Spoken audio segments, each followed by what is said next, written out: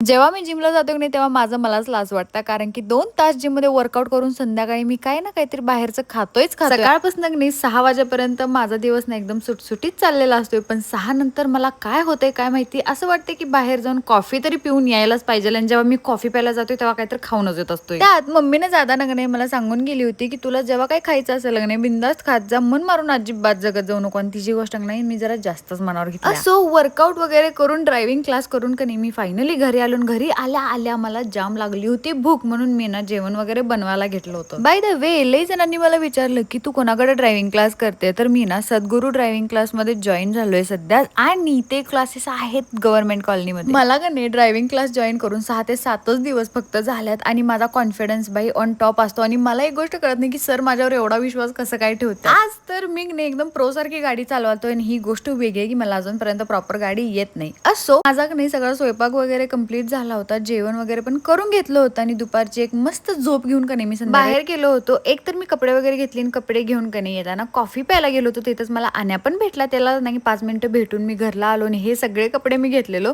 लास्टला मी जे हे शॉर्ट्स घेतलोय की नाही मला असं वाटालं की ह्याच्यावरती व्हाईट कलरचा शर्ट घालून मी आता का नाही शाळेत जावं. कारण की एकदम हा शाळेचा युनिफॉर्म असल्यासारखं वाटत होतं.